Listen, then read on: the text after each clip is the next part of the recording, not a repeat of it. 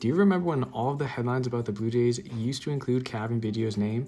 Take this article posted by June Lee in February of 2020, for example. He stated, "The trio of Guerrero, Biggio, and Bichette represents the future of the Blue Jays, a young group that faces extra scrutiny as the sons of two Hall of Famers."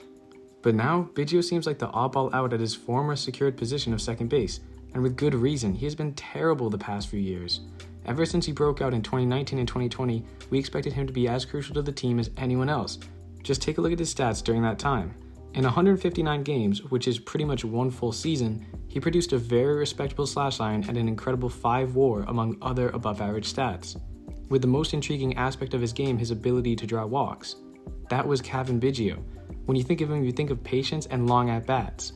This was perfect because he could have been used as an on-base guy towards the beginning of the lineup for run producers like Vlad to drive in.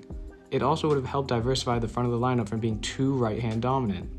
But instead, we got a version of Biggio that most would have predicted to be his floor, the absolute basement of what this man can do on a diamond. He's looked nothing like his old self and seems constantly frustrated at the plate. Except something is different this spring. He's looked miles better than what he has in the past couple years and could be potentially nudging himself back into the conversation for everyday reps, whether that be one day playing in the infield and the next in the outfield. Like I said in my previous video, spring training is not a time to critique the numbers over guys like Vlad, Bo, or Manoah. Instead, we should be focusing on players who do not have a definite role in the squad, and that is Cavan Biggio. 2023 is a make it or break a year for him, because it seems like it may be his last chance to make it on the Jays. With guys like Addison Barger and Aroldis Martinez making a name for themselves in AAA, they're candidates to take up infielder spots next year, pushing Biggio into an even more vulnerable position. It's really sad to see. I still have his jersey in my closet, and I'm still hoping for a resurgence. It's unlikely he has stats like his first 2 seasons, but I will say this. If he's able to have a 330 or 340 OBP, which is still very likely, then having him as a number 9 hitter could be huge for the Jays next year. In this position, Biggio can get on base to turn the lineup over to guys like Springer, Bichette, and Vlad.